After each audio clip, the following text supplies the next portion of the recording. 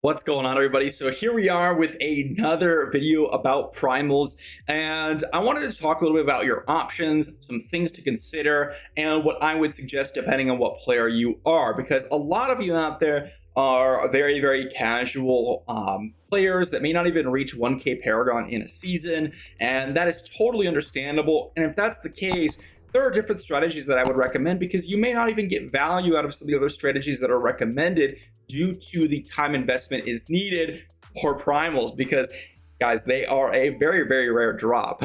So with that being said, let's talk about the options. So with season 28, they've added a new recipe to the cube. Now, for those of you that don't know, I've gone over this in a couple of videos, but it requires 100 primordial ashes and a legendary item, and then you're going to upgrade that legendary item into a primal. It's important to note that with this recipe, it will re-roll the stats. It will not give you the same stats that that legendary has. Okay, so that's your first option. Your second option is going to be using it for the altar. Now, there are 3 different potion powers at the bottom here, and I'll move myself over. You have the mother, the actually don't even know what this is called. I guess it's sealed, and then the father. Okay, so the mother, the sealed, and the father, and these 3 are very powerful. I would say that the father is a very good one. Just to give you guys an example, I'll go over it in just a little bit later on in the video.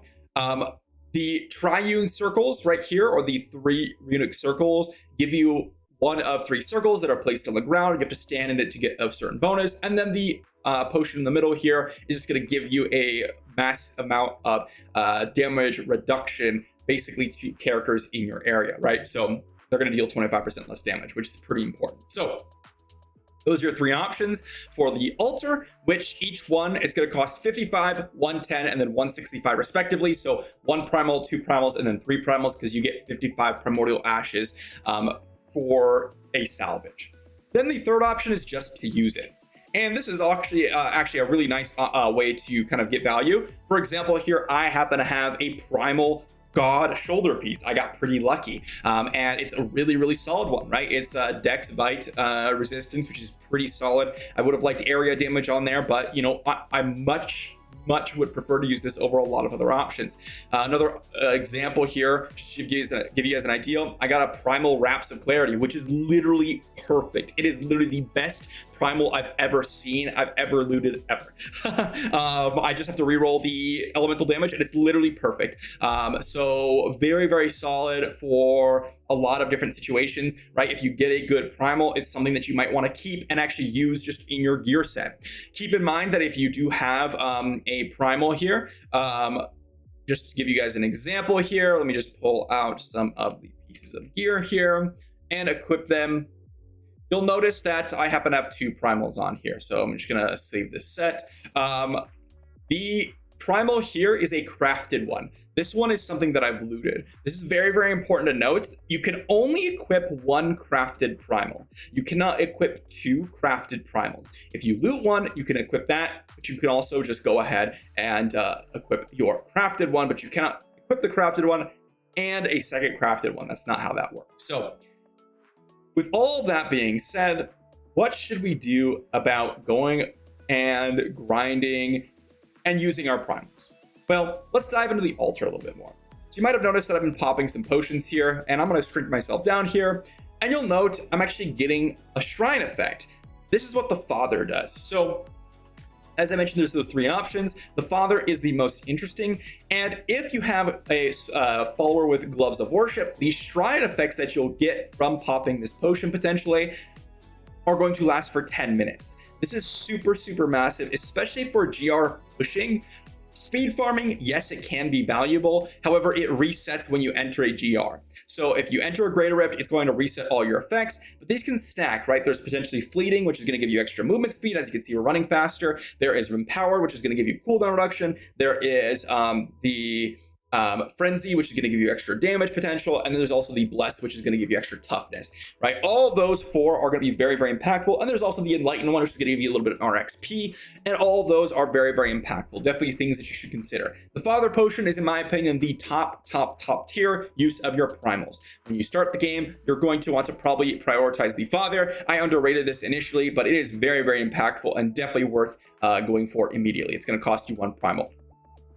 After you've acquired that, where next? Well, I think that the mother and the sealed one isn't particularly great. As I've mentioned, the runic circles you have to stand in to actually get value out of. So again, if I pop my potion here coming off cooldown in 6 seconds, then it's going to summon a circle and I have to stand in it, which isn't bad for pushing, but it's useless for speed farming, right? So now I stand in this green circle and look at that, resource costs are reduced. If I step out of the circle, I no longer get it. So I have to stay in that circle.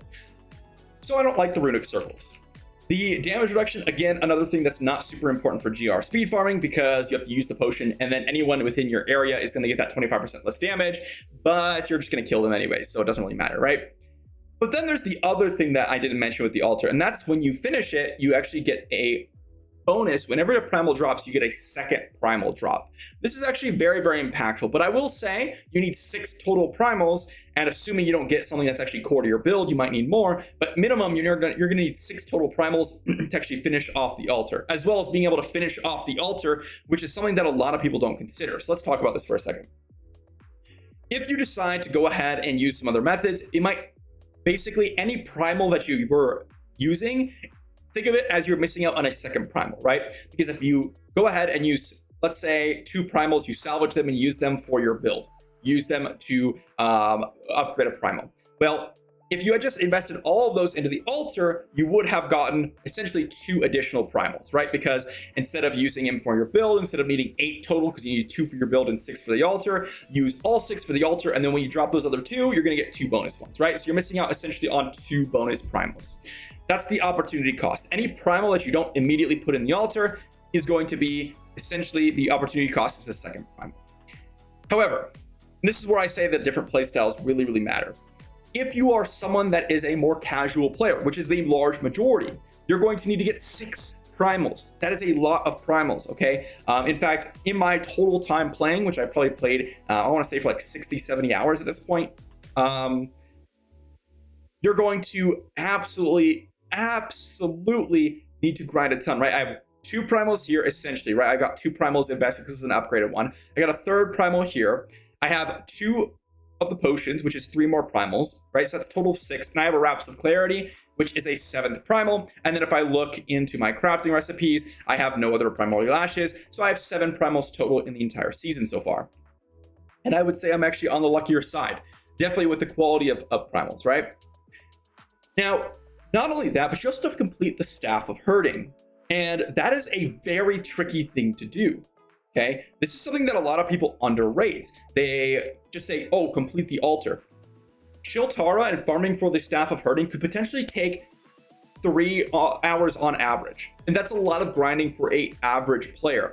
If you're someone that's unlucky, like myself, which I'm going to put a full video on my experience about this, it'll take 8 hours or 10 hours total to get the Staff of Herding.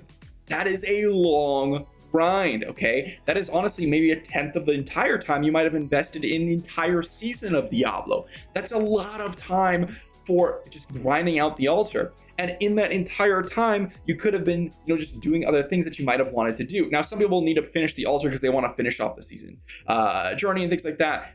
I believe you have some achievements in here. I don't know. I haven't checked out some of the achievements that you might want to complete. I finished the season journey chapter 4, so you don't need to finish off that. But, you might want to go and finish some achievements or something like that. Again, I'm not quite sure, besides the actual in-game bonuses, if there's like some sort of cosmetic bonus that you can acquire. I don't personally care about that, and it doesn't really affect your in-game account, right? So just those are things to consider. If you're a casual player, you might want to go with this method, which is the next method I mentioned, which is upgrading primals. Now, for the majority of players, I think this is actually a really, really nice way to go about things because the runic circles, again, and the seal potion, which is going to reduce the damage, isn't really that impactful. Instead, I would actually suggest you use 2 primals to reroll some of your stats and upgrade it into a primal, right?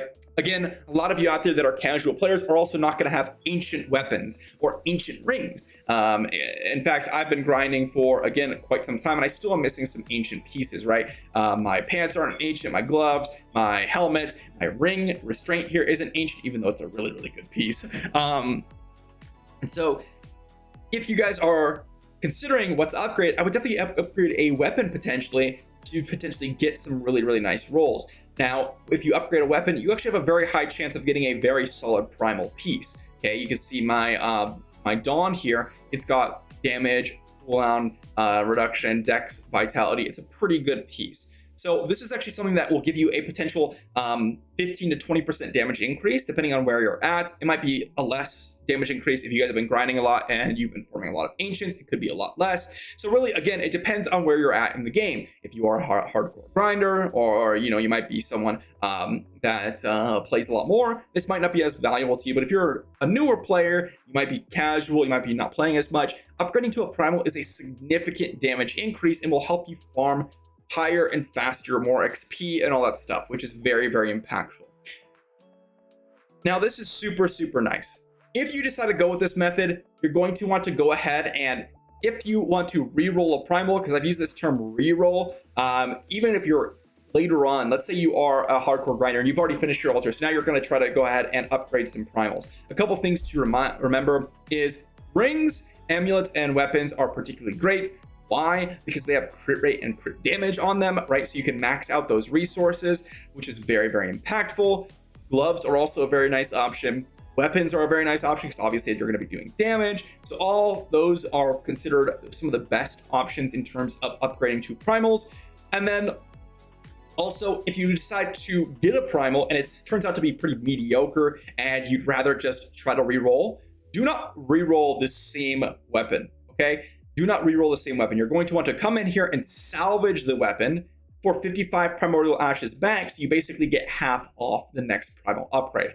Very, very critical that you remember this, because otherwise you're going to be wasting a lot of primordial ashes, and they're not easy to come by. So those are the best ways to use your primals, guys. Again, I think that there are different strategies for different playstyles.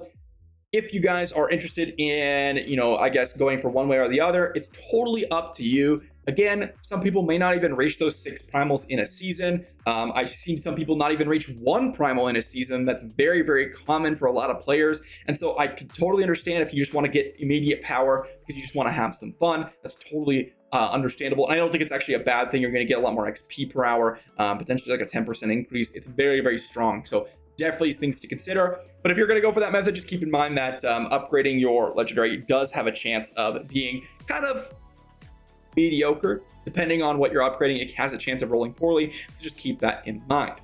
Me personally, I am definitely diving for the double primals right now. I did upgrade this primal just because I was interested in pushing a little bit further, getting more XP.